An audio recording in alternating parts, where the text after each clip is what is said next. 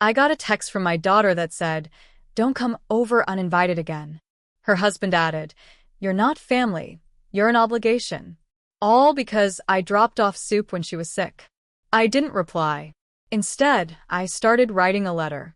3 weeks later, they got a visit from someone carrying that very letter, and her name's Elise. She's 33 now, married to Matt, been together 8 years. They have a little girl, Sophie, who just turned 5. I live in the Brookline neighborhood of Pittsburgh. They're out in MT Lebanon, not far. Maybe 25 minutes with traffic. Close enough to stop by when someone's sick. Or so I thought. Elise came down with the flu. I didn't hear it from her, of course. I found out from her brother. He called me and mentioned she'd been laid up a couple days. She hadn't told me anything.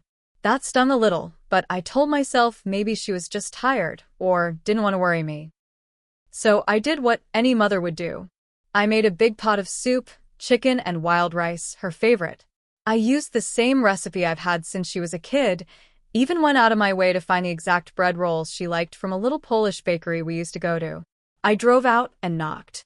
Waited a minute or two. No one came to the door. No big deal. I figured she was resting. I left the bag on the porch, texted her, and drove home. 2 days later, I got the text. No greeting. No thanks.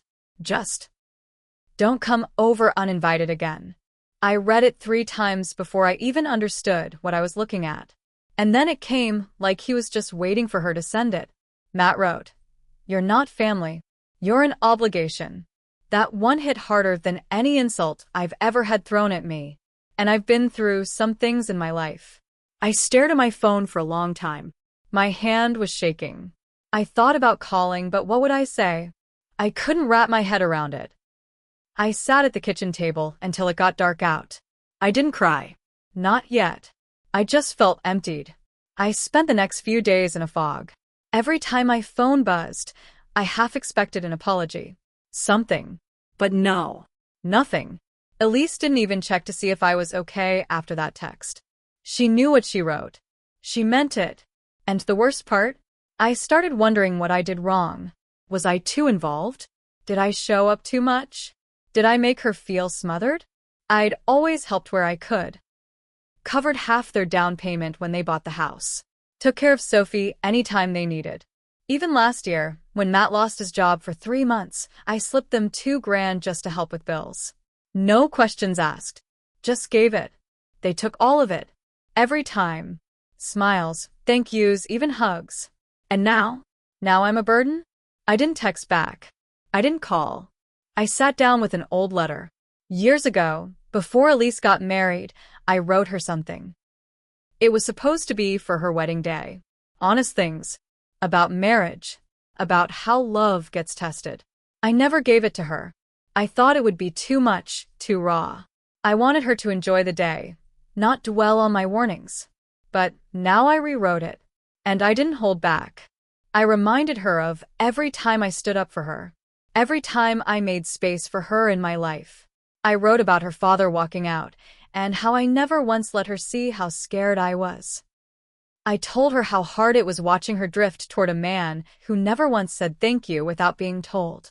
I reminded her that obligations don't babysit sick grandkids at 2 a.m. Obligations don't pay your mortgage behind the scenes. I ended it with this.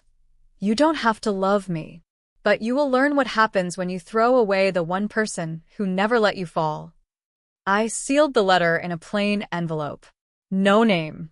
No return address. And then I made a phone call. Amy. She used to babysit Elise back when Elise was 13. I helped Amy get through college when her mom was laid off, paid for one of her semesters. She never forgot it. Amy's a social worker now. Professional, calm, and knows how to deliver hard truths. I called in the favor. I asked her to go to their house and deliver the letter. No explanation. Just hand it to them in person and leave. 3 weeks later, she texted me one word. Delivered. That was the day things started to change. It was 4 days after Amy delivered the letter that I heard anything. Not from Elise. Not from Matt. But from my son, Daniel.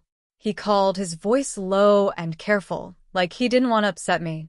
Mom, Elise said something weird. Did you send someone to her house? I kept my voice flat. I sent her a letter. Had someone hand it to them? There was a pause. Then he said, they're pissed. Matt's talking about going no contact. I laughed. I actually laughed. That bitter kind of laugh that sounds like it comes from someone else. They already did that when they told me I wasn't family.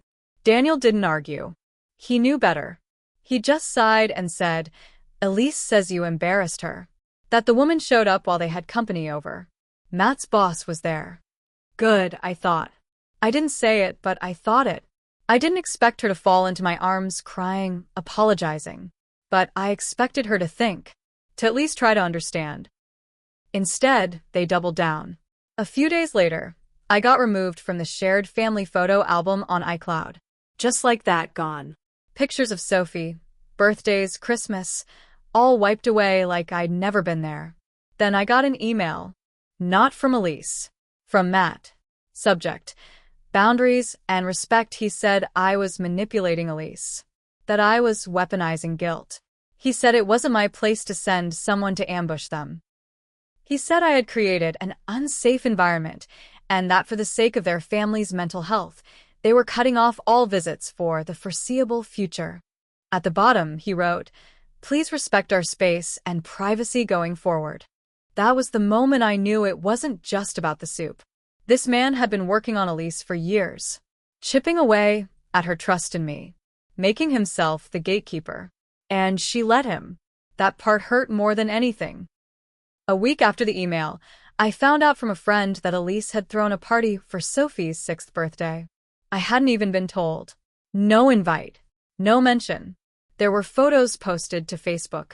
I wasn't blocked, but I'd been quietly removed from her friends list. In one of the pictures, Sophie was wearing a dress I had bought her for Christmas. And Elise had the nerve to crop out my handwritten gift tag that Sophie had insisted on taping to her door. I sat with that for a while. With all of it. I stopped cooking. Stopped answering calls from friends. I didn't want to explain. Because I couldn't. It's hard to put into words how it feels to be cut out of your own daughter's life, not with a fight, but with silence and cowardice. But I wasn't done. See, that letter wasn't revenge. That was just the line in the sand. The real response came later. When I started digging into something I swore I'd never use. Their finances. And something Matt had no idea I knew. A few years back, Elise and Matt needed help buying their house. They didn't qualify for the loan they wanted, bad credit on Matt's side, some old debt from before they got married. Elise called me crying, said they might have to pull out of the sale. I didn't think twice. I co-signed the mortgage. I never told anyone, not even Daniel. I didn't want Elise to feel embarrassed. I figured once they got on their feet, I'd be removed from the paperwork. That never happened. When they started icing me out, I went back through the documents. Still co-signer.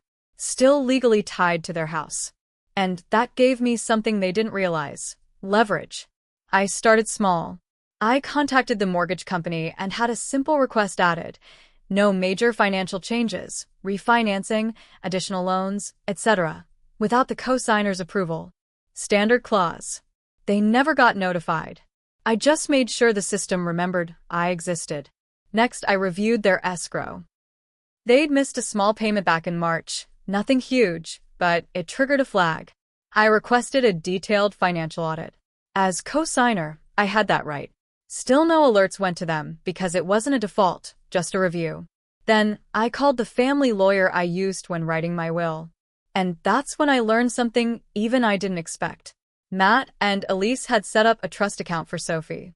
I wasn't listed anywhere. Not even as emergency guardian.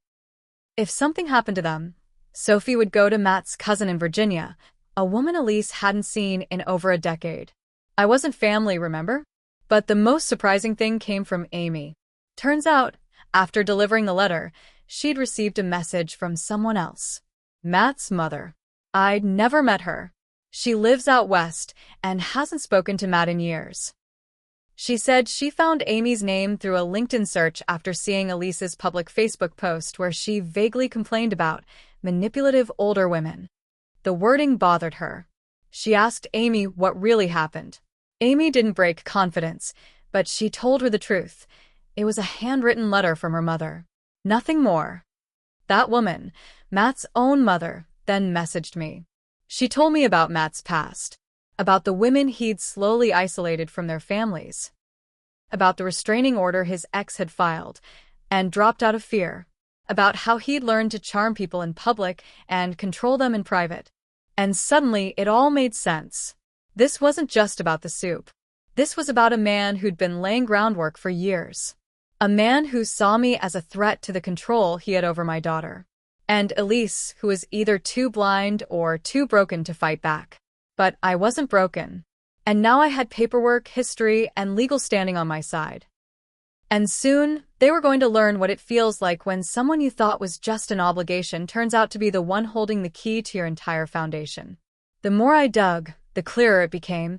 Elise wasn't just tolerating Matt's control, she was relying on it. They had folded their lives around his view of me, not reality. And now, I was no longer the quiet mother who dropped off soup. I was the woman who knew where their cracks were. I didn't rush things. I spent weeks compiling every document. I hired a financial advisor, not for me, for them. Quietly, I requested a review of their household cash flow, mortgage, and equity transfers. As a co-signer, I had every right. And what I learned was almost laughable. Matt had taken out 2 personal loans using the equity in the house as collateral. Loans that technically required my signature. He forged it. Sloppily. That's when I made a second call. This one to a lawyer who specializes in mortgage fraud and financial coercion. I told him everything. Gave him every document. And when he saw Matt's forged signature, he didn't hesitate. "This is not just illegal," he said. "It's stupid. He's going to panic." I nodded. Good. Meanwhile, I started documenting everything for Daniel. I didn't want him caught off guard when this came out. He was angry, angrier than I've ever seen him. But I told him to hold. Not yet. Let the weight build. Let Matt feel in control a little longer. Then came the final setup. I filed a formal petition with a mortgage lender. I wanted to remove myself as co-signer. Not unheard of, but it triggers a full financial reassessment. They'd have to requalify for the mortgage alone. And guess what? They didn't qualify. The bank sent them a notice. Quiet, polite, but firm. A new credit review would be required to maintain the mortgage. Matt called the bank. Called again. Finally emailed me. No greeting. Just, "What are you doing?" I didn't answer. Instead, I updated my will. I named Daniel as executor. I left Sophie something personal, something that wouldn't be touched by her parents. I wrote her a letter for when she turns 18. In it, I explained everything. Not to poison her, but to tell the truth. To let her know I never disappeared. I was pushed out. Elise still didn't reach out. Not directly. She posted a few cryptic quotes online. Sometimes the people closest to you are the ones who hurt you most. Cutting off toxicity isn't cruel, it's self-care. Let her paint herself the victim. Because the story wasn't over. And the real reckoning hadn't even started yet. It took another 6 weeks before the real fallout hit. I got a call from the mortgage lender's fraud department. They'd completed their investigation into the forged loan documents. The conclusion was clear: signature forgery by Matt. As co-signer, I had the option to press charges. I told them to proceed, but quietly. I didn't want an arrest. I wanted a problem he couldn't clean up with charm. They froze the equity, flagged the mortgage, and the cherry on top, a report sent to all 3 major credit bureaus. His credit tanked in 2 weeks. He tried applying for a new car lease. Denied. He tried refinancing again. Denied. And then it all came home. One afternoon, Daniel called me. He had just gotten off the phone with Elise. She was crying. "They might lose the house," he said. I stayed silent. "She said she doesn't know what happened," Daniel added. "I think she's starting to see it." That night, my phone rang. It was Elise. At first, just silence. Then, "Mom?" I didn't say anything. She tried again. "Mom, I didn't know." about the loans, about what you co-signed. I'm sorry. I let the silence stretch long enough for her to feel it. Then I said calmly, you said I wasn't family. Her voice cracked. I didn't mean it. Yes, you did, I said. And now you're going to learn what it means to need someone you threw away. She started sobbing, begging, apologizing. She said Sophie missed me. She said she was scared. I told her the truth. I had no interest in seeing Matt again. If she wanted me back in her life, she'd need to make some hard choices. And I meant it. She filed for separation 2 weeks later. Quietly. No big announcement. She moved in with a friend, took Sophie with her. She started going to therapy. I know because she told Daniel. She didn't call me again. Not yet. But a letter came in the mail. Her handwriting. Just a few lines. I know I failed you. I let someone twist the way I saw you.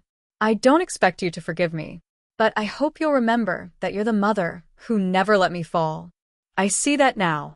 I'm sorry. She didn't sign it, your daughter. She signed it, simply, Elise. And that was enough. Matt?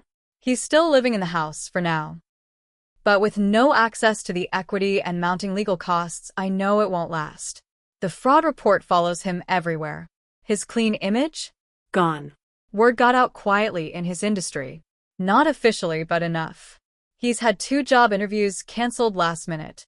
He thought I was an obligation. Now he's a liability. And me? I didn't get revenge with fire or fury. I used paperwork. I used silence. I used the very ties they tried to cut to pull the rug out from under them.